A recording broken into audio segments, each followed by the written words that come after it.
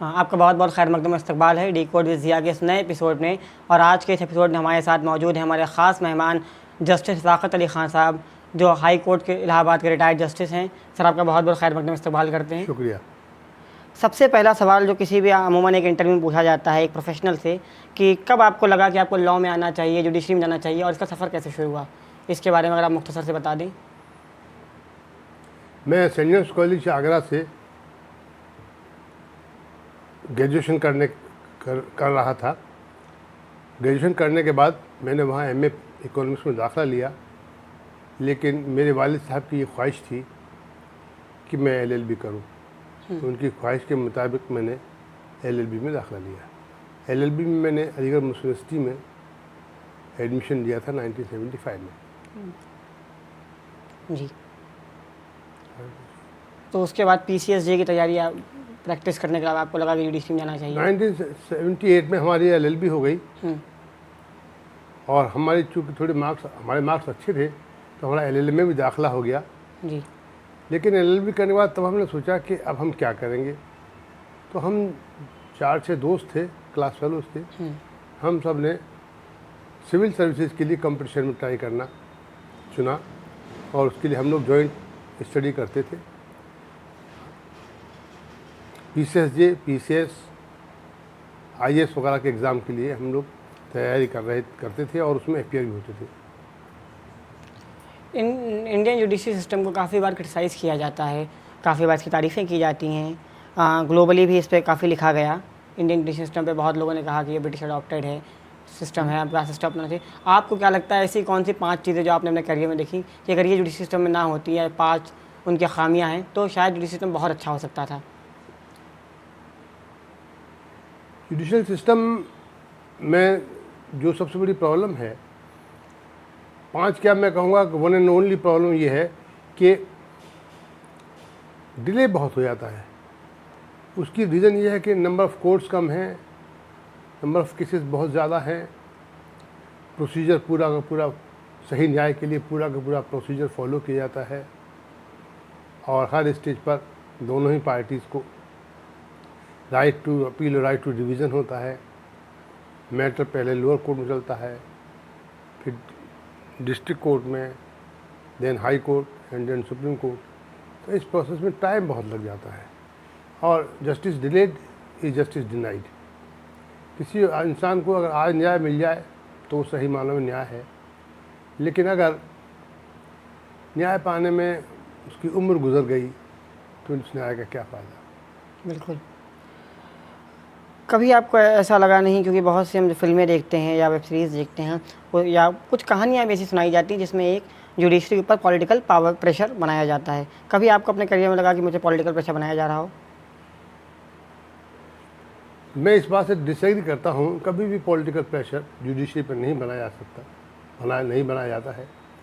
मैं करीब 32 साल डिस्ट्रिक्ट जुडिशरी में रहा और 2 साल हाई कोर्ट जज रहा।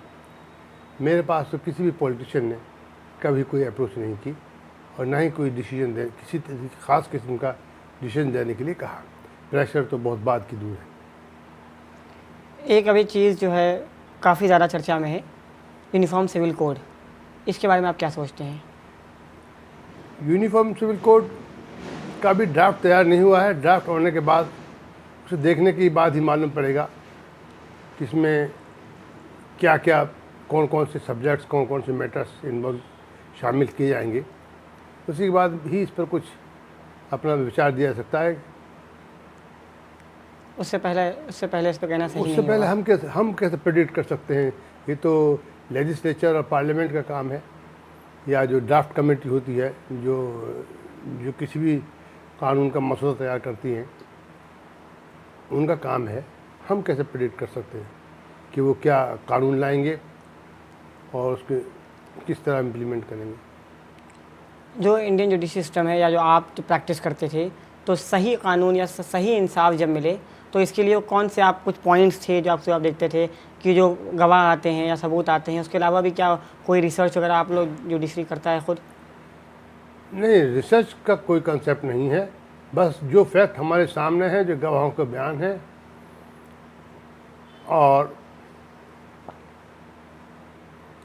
जो एविडेंस ऑन रिकॉर्ड है उसी के बेस पर डिसीजन दिया जाता है। लेकिन एक बात जो मैंने बहुत शिद्दत से महसूस की अपने पूरे जुडिशल कैरियर में, कि एक इंसान झूठ बोल सकता है, जो गवाह है वो गवाह झूठ बोल सकता है, लेकिन परिस्थितियाँ, सर्कमस्टांस कभी झूठ नहीं बोलते। इसलिए किसी भी केस को डिसाइड करने के लिए या डिसाइड करते वक्त उन हालात का, उन सर्कमस्टांसेस का या उसके बाद में पैदा होने वाले सर्कमस्टांसेस को भी हम लोग नोटिस में लेते हैं। जी। जैसे कि मैं आपको एक अपना ही मैटर फॉर एग्ज़ाम्पल बताना चाहूँगा कि मैं बदायूं में पोस्टेड था एज मुंसिफ। तो एक सिविल का सूट था, दो पार्टीज के बीच में डिस्प्यूट था। एक पार्टी कह रही थी कि यहाँ पर मेरा रास्ता है 15 फीट का, जो डिफेंडेंट दबा लिया है, डिफेंडेंट कह रहा है कि इसका कोई भी रास्ता नहीं है। और दोनों ने अपने अपने फेवर में इसी तरीके के गवाह पेश किए। प्लेंटिफ कह रहा था कि 15 फीट का रास्ता है, डिफेंडेंट कह रहा था कोई भी रास्ता नहीं है। लेकिन जब मैंने वकील कमिश्नर की रिपोर्ट देखी तो जिस जगह पर रास्ता बता रहे थे वहाँ मैंने देखा कि पुरानी ककैया ईंटों की एक खंडहर 7 फीट तक और टूटा हुआ उस दिशा में आ रहा था। इससे ये एक परिस्थिति ऐसी थी, सर्कमस्टांस ऐसा था जिससे लगा कि ये रास्ता इतना तो नहीं हो सकता, क्योंकि ककैया ईंटों का खंडहर ताज़ा बनाना मुमकिन नहीं है। ये इस बात का एग्जाम्पल है मैं जो आपसे भी कह रहा था कि किसी भी डिसीजन को देने से पहले उस वक्त के सर्कमस्टांस को भी देखना चाहिए। एक तो 7-15 फीट वाली डिस्प्यूटेड जगह में 7 फीट तक ककैया ईंटों के एक टूटी हुई दीवार के निशानात आ रहे थे। दूसरी तरफ ये फैक्ट ये भी था कि उस मकान का, जो डिफेंडेंट का मकान था, उसका डिस्प्यूटेड रास्ते के अलावा और कोई रास्ता नहीं था। अच्छा। तो मैंने यही होल्ड कर दिया कि 15 फीट में से 7 फीट माइनस करके कि ये 8 फीट रास्ता है और डिफेंडेंट जो है इस 8 फीट रास्ते को ये न रोके। तो जब मेरा डिसीजन आया तो दोनों पार्टी के वकीलों ने ओपन कोर्ट में कहा, सर आपने तो कमाल कर दिया, हम दोनों झूठ बोल रहे थे, आपने सही बात कहाँ से निकाल ली। तो लेकिन हम लोग रिकॉर्ड से बाहर की बात का नोटिस नहीं ले सकते। अब जो यूनिवर्सल ट्रुथ है, मान लीजिए कोई कहे कि दिन का वक्त है और रोशनी नहीं थी, तो कैसे मान लेंगे, चाहे कोई लाख झूठ बोले। आप वकालत की बात अभी बात कर रहे थे अपने, मैंने वकालत एक भी नहीं की। नहीं, वकालत आपने एक भी नहीं की, लेकिन आपने कई वकीलों को देखा और आप अभी एक किस्सा सुना रहे थे जिसमें आपने बताया कि दोनों वकील कह रहे थे कि आपने सच कर लिया, जबकि हम दोनों लोग झूठ बोल रहे थे। एक वकालत के साथ एक चीज़ जोड़ी जाती है कि वकालत झूठ का पेशा है, इसको आप किस तरह देखते हैं? ये तो बहुत गलत बात है। इसमें अकबर आबादी का शेर भी है। तो शेर से क्या होता है? नहीं, ये गलत बात है। हर सोसाइटी में अच्छे बुरे इंसान सब जगह होते हैं। एक पूरी क्लास को झूठा कह देना बहुत बड़ी नादानी है। एक चीज़ मैं आपके बारे में रिसर्च, आप एक जर्नलिज्म के स्टूडेंट हैं, क्या जर्नलिज्म में सब हरिश्चंद्र हैं? अच्छे भी हैं, हर सोसाइटी में अच्छे भी हैं, बुरे भी हैं, बल्कि अच्छे लोग ज़्यादा हैं। लेकिन चंद बुरे की वजह से जैसे वो पूरी सोसाइटी बदनाम हो जाती है कभी कभी। जैसे कहते हैं ना कि एक मछली पूरे तालाब को गंदा कर देती है, तो यही पोजीशन है। अगर सब खराब, अगर मेजॉरिटी भी ख़राब हो जाए तो सिस्टम फेल हो जाएगा। ये सिस्टम चल रहा है, ये इस बात का सबूत है कि मेजॉरिटी फेयर है। जब आप रिटायर हुए 2019 में, उसके बाद आपको लगता है और भी आपके साथी रिटायर हुए होंगे, तो पोस्ट रिटायरमेंट प्लान एक जज के क्या होने चाहिए, या आपके क्या रिटायरमेंट प्लान है? क्या यूनिवर्सिटीज़ आपको अप्रोच करती हैं पढ़ाने वगैरह के लिए? क्या आप अपना एक्सपीरियंस शेयर करें आके? नहीं, ऐसा कुछ नहीं हुआ। यूनिवर्सिटी वगैरह ने कोई अप्रोच नहीं किया। एक दो जगह कमीशन में मेरे चेयरमैन अपॉइंट करने की बात हुई, लेकिन मेरी तबीयत, स्वास्थ्य ठीक नहीं था, सेहत ठीक नहीं थी, इसलिए मैंने नहीं दिया। वरना जनरली हाई कोर्ट जजेस को रिटायरमेंट के बाद पोस्ट रिटायरमेंटल जॉब कोई ना कोई मिल ही जाता है। बहुत से जो नए लोग हैं, नए स्टूडेंट्स तैयारी कर रहे हैं PCSJ की, या जो अभी हाल में अपॉइंट हुए हैं जज, उनके बारे में आप क्या कहना चाहेंगे या उनको क्या मैसेज देना चाहेंगे? दोनों बातें अलग अलग हैं। जो सेलेक्ट नहीं हुए हैं उनकी सिचुएशन अलग है, जो सेलेक्ट हो गए हैं उनकी सिचुएशन अलग है। दोनों को एक क्वेश्चन में क्लब नहीं किया जा सकता। जहाँ तक स्टूडेंट का सवाल है, जो सिविल सर्विस के लिए या PCSJ के लिए, जुडिशल सर्विस के लिए ट्राई कर रहे हैं, उनके लिए मैं यही कहना चाहूँगा कि वो कि हार्ड वर्क का कोई सब्स्टिट्यूट नहीं है। कोई सोचे कि मैं मेहनत तो करूँ नहीं और सेलेक्ट हो जाऊँ, तो it is next to impossible. वो बहुत मेहनत करें। दूसरी बात मैं ये कहना चाहूँगा कि कंपटीशन कोई भी हो, उसमें कोर्स इतना ज़्यादा होता है कि रटने से काम नहीं चलता।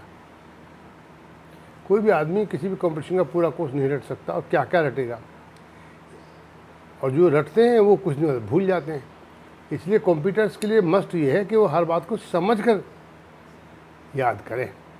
और जो बात, जो टॉपिक, जो सब्जेक्ट आपने एक मरतबा समझ लिया, फिर उसको आपको याद रखने की ज़्यादा ज़रूरत नहीं पड़ती। तो जो भी पढ़ें उसे पूरी तरीके से समझ कर पढ़ें। और जहाँ तक जो लोग सेलेक्ट हो गए हैं, उनके लिए मैं यही कहना चाहूँगा कि भाई देखिए, आप अपनी इस चॉइस से सर्विस में आए हैं, कोई आपको ज़बरदस्ती नहीं लाया है। इसलिए जब आप सर्विस में आए हैं तो मेहनत से और ईमानदारी से अपना काम करें। सर्विस की कंडीशंस आपको पहले से ही मालूम है, इसलिए और ज़्यादा सर्विस में आने के बाद और ज़्यादा तवक्को करना ठीक नहीं। लेकिन कहीं ना कहीं जो स्टूडेंट्स हैं, जो तैयारी करते हैं सिविल सर्विसेज की, उनको दिखता है कि बहुत फेम है, नेम है, बहुत काफ़िला चलेगा आपकी गाड़ियों का, या बहुत ज़्यादा इज्जत है, पैसा है। बहुत लोग इस वजह से तैयारी करते हैं। तो क्या कितना इसमें सच है? नेम और फेम तो है, इसमें कोई दो राय नहीं है। स्टेटस है, इसमें कोई दो राय नहीं है। लेकिन वो फेयर है ना, सब अनफेयर नहीं होना चाहिए। अब पैसा है जो आपकी सैलरी में है, जो गवर्नमेंट देती है, उसी पर ही संतोष करना चाहिए, कनात करना चाहिए। इलीगल पैसे का तो ना कोई कंसेप्ट है, ना कोई परमिशन है। इस तरह तो डकैत भी कमाता है।